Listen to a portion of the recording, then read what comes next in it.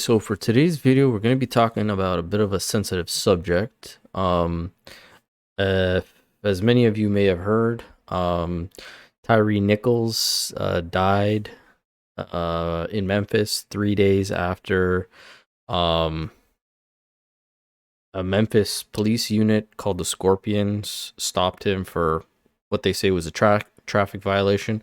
I don't think they've stated exactly what the violation was.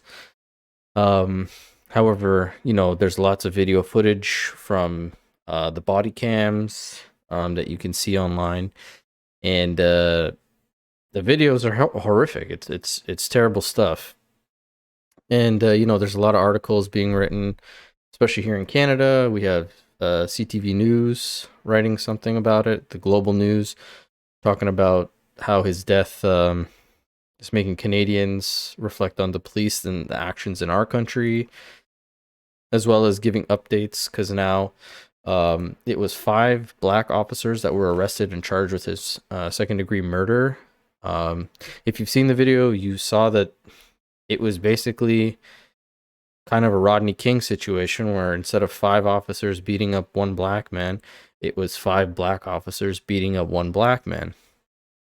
Now, as this states, a 6th officer relieved of duty, and it's kind of the topic that kind of got me interested a little bit more in this. Is prior to people finding out that there was a 6th officer who is a white man, you can see within the video that he is the gentleman in the first scene before Tyree Nichols runs with the taser. Now, a lot of interviews with the father of Tyree, he has mentioned, that there was a white officer in the mix, and he's wondering why he hasn't been brought to light or anything like that. Now, the problem I have with the whole white cop aspect is, you have videos like this, where this came out yesterday, and just listen to what she's saying. I got a message today for some white people. If we have white people listening, paying attention, I wouldn't mind if you would do this with me. We rub our chests, we find our heartbeat, and we say, we did this. We did this. So I'm going to let the rest of this video play, but just take that in for a second. She's saying that in regards to his death, that we did this. White supremacy did this. I'm talking about Tyree Nichols. The police didn't do this. The Memphis Police Department didn't do this. White supremacy did this. So you have videos like this that are starting to circulate in the news, on TikTok, on Twitter, stuff like that, where white people are essentially, and black people are spouting out that this incident was due to white supremacy. You have full video of 5 black officers beating up a black man. And I'm not defending their actions, any of the police officers or the EMS or the people that were in this whole situation's actions, because they all performed terribly, poorly. But the fact that everything is being boiled down to white supremacy, when in Memphis, majority of the police force is all black, their police chief is a black female, and this white officer is most likely the minority within this whole police division, you still somehow have white supremacy being the root, according to these people, as the issue to what you can witness in the video.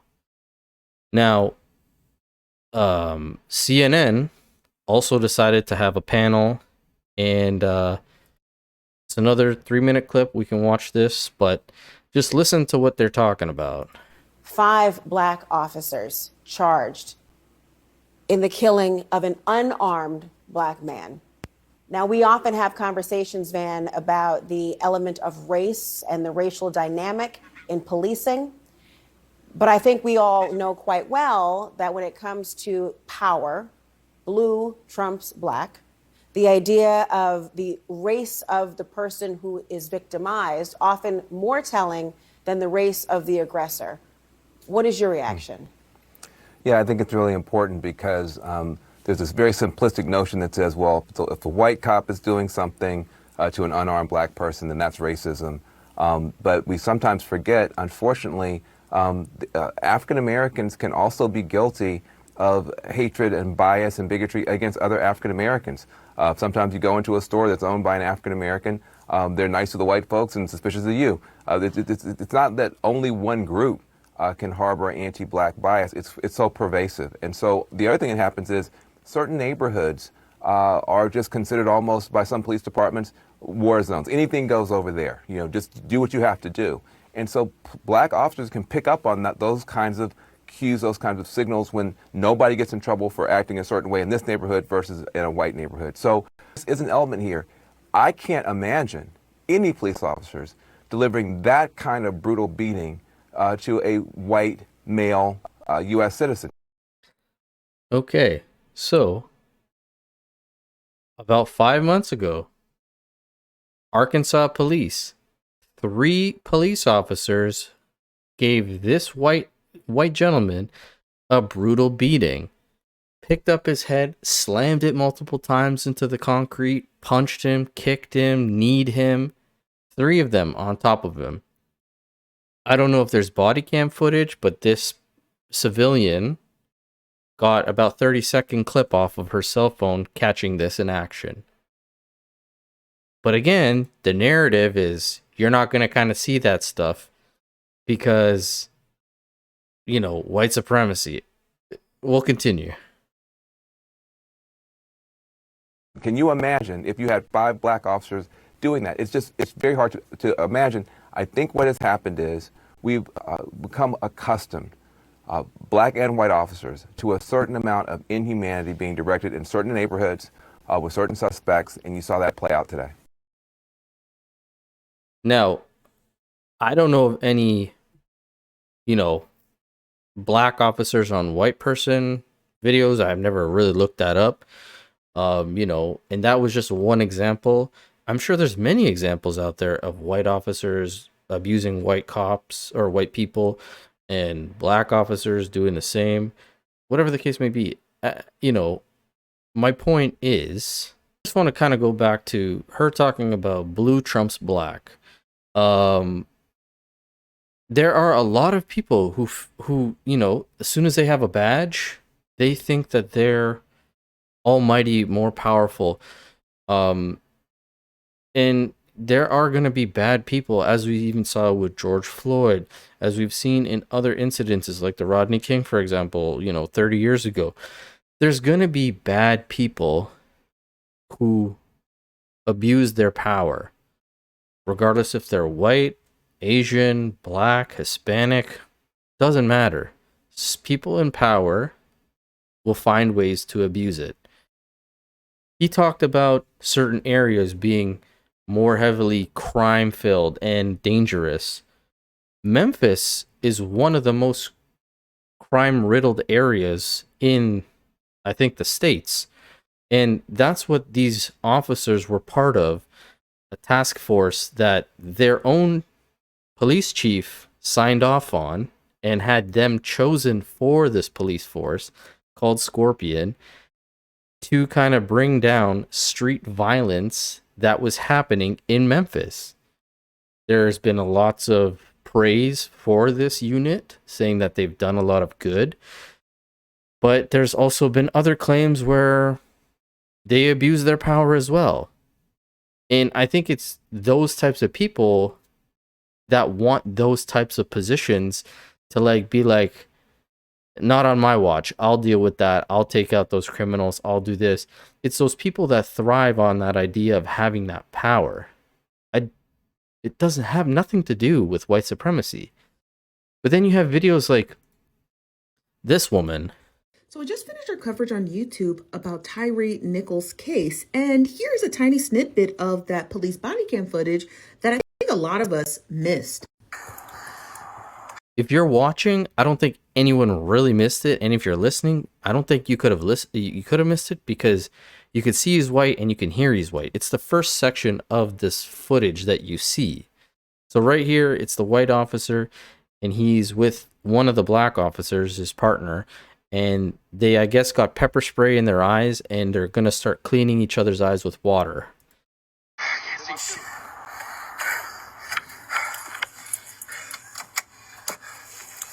Now, if you're a little bit curious as to why that officer had a white arm, it's because he does. He is one of the officers who actually tased Tyre in his first stop before he fled to get closer to his parents' house. And now you're probably wondering, where is this white officer's mugshot or indictment? The short answer is we don't know. We don't even know who this officer is and why he has not been thoroughly charged with the death of Tyre Nichols. And I'm really Hold on. interested as to why his name was not mentioned in the thorough indictment. And I feel like So now we do know his name. His name is Philip something. Watch this. Everyone meet Preston Hemphill. Preston. Hemphill is the white guy we see tasing Tyre Nichols and telling the other officers that he hopes they stomp his ass. Preston tased a black man who they pulled over without probable cause. And the chief even admits it. They still haven't found probable cause for the pullover. Hi, Now I agree. They say that he was driving erratically or something like that, reckless driving, and that's why they pulled him over. Other accounts are coming out saying that he potentially Nichols, I guess, maybe slept with one of these black officers' ex-wives and they had something out to get him. There's lots more information coming out on this. And in terms of the pulling him over, yes, it hasn't been cleared why.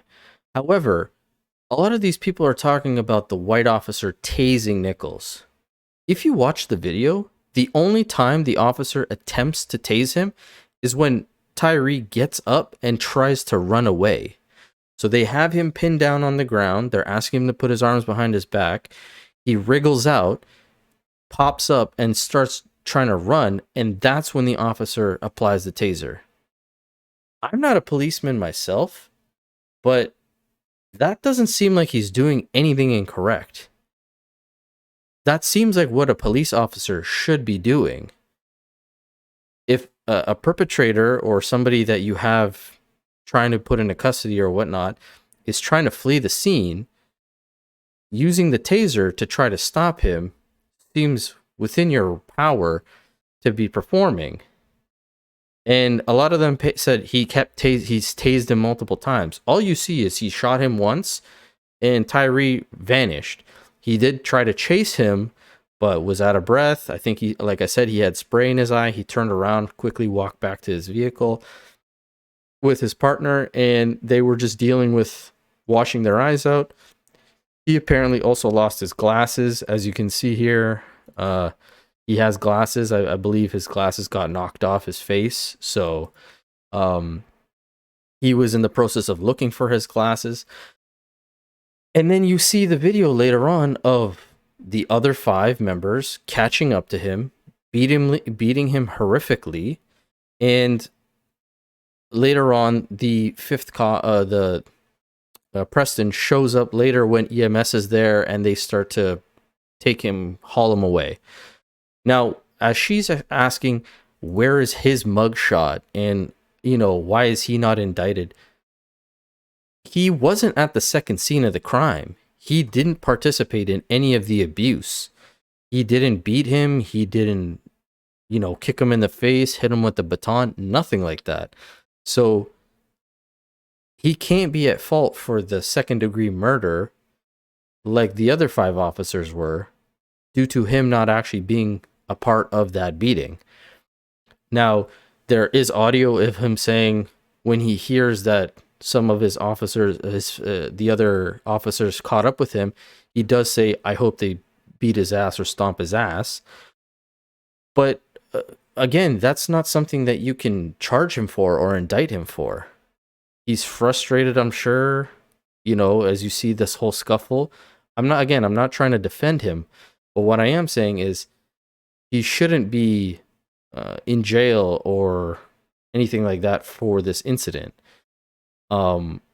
He did. He was placed on a leave, I think, or relieved of his duty, and I believe that happened pretty soon after. But the other interesting part is how now the media is trying to hold on to this. There's a sixth officer, and he's a white man, and like trying to play the race card, where it's like saying that 5 black men couldn't take it upon themselves to beat up 1 black man without some sort of white supremacy being targeted into their brain makes absolutely no sense to me. If you watch this video and you watch the horrible beating that Tyree gets, this looks extremely personal. I don't understand why these 5 officers attack this man as brutally as they did. And they deserve to be in jail, for sure, 100%. And I agree with this statement that the EMS and everyone else that showed up at the scene later on deserves to be fired, lose their job, everything like that. Because in the video, you see that he's laying there for like 20 minutes before any actual help shows up. So I don't have any sympathy or empathy for any of these people that are in the situation except for Tyree.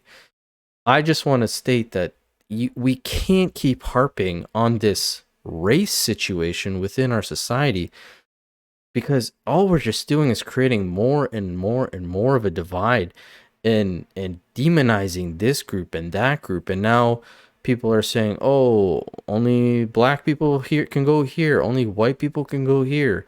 You know, like we're getting back into this weird mindset of I can only be around my own kind. But then, you know, they're saying that white people can't.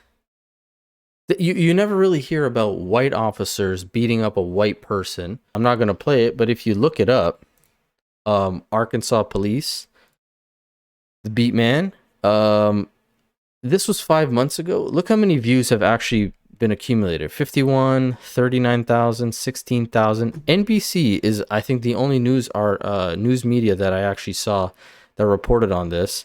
I guess USA Today, but 72,000 views is like the most I've seen. And this was 5 months ago. You look up Tyree Nichols, and again, I'm not saying it shouldn't be popular to see this. 100%, I'm glad that this is being pushed out and being seen.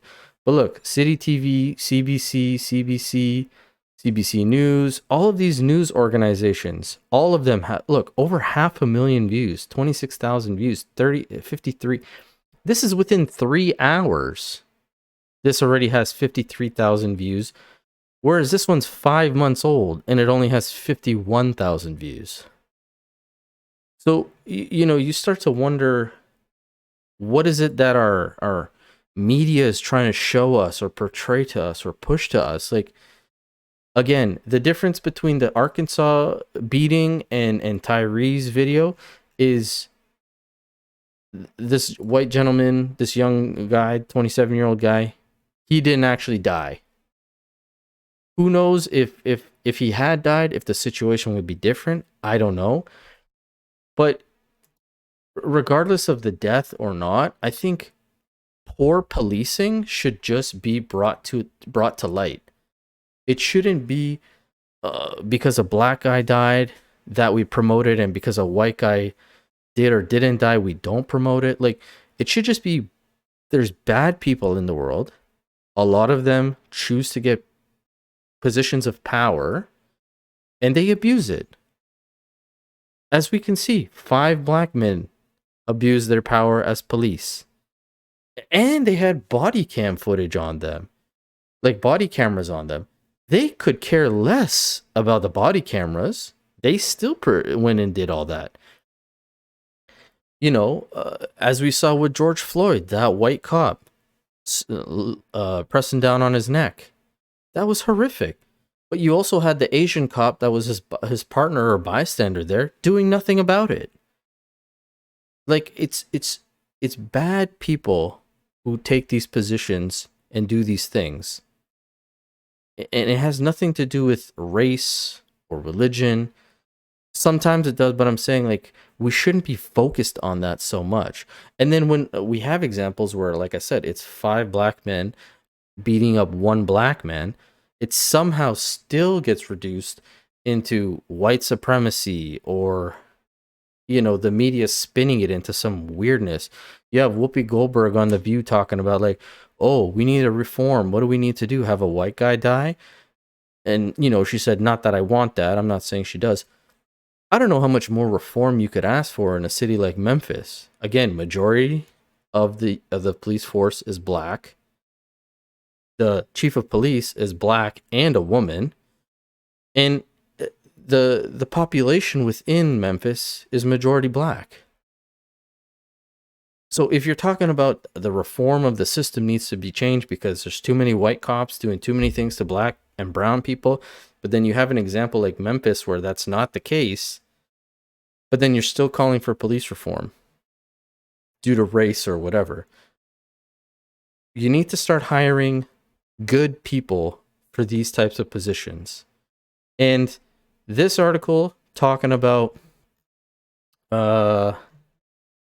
defunding the Canadian police in Halifax, and that the police need to just focus on police things. Like, let me get to that part.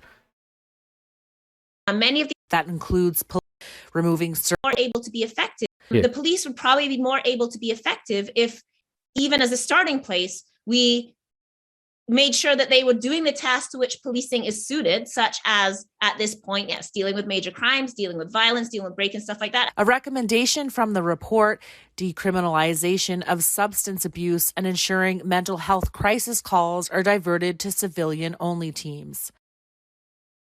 Mental health crises and drug addictions or drug abuse or substance abuse being directed to citizens, like what, social workers and people like that. If I was a social worker, I would not want to go into a situation like that if I'm not aware, if I don't have at least a police officer with me to protect me, to let me know that I will be safe. Because if these people are mentally unstable or on substance abuse, and I show up and they're like, get out of here, and they attack me, what am I going to do as a civilian? No, the police officers are hired to serve and protect, regardless of what the situation is. Obviously, they need to use their discretion and their strengths and stuff like that to a certain degree, depending on the situation. But just having police only deal with like criminal activity and break-ins, but then leaving the rest to civilians, I don't know. It's just, this world is getting a little bit too kooky for me. And again, there's more information coming out every few hours on Tyre, and it's a terrible situation, and I really feel for his family, and I hope these cops get what they deserve. But, and everyone, like I said, everyone in this situation, my problem and the gripe with this is just like the fact that everyone's boiling it down to the race and white supremacy and this, like, stop it. Just stop it. Anyways, see you on the next one.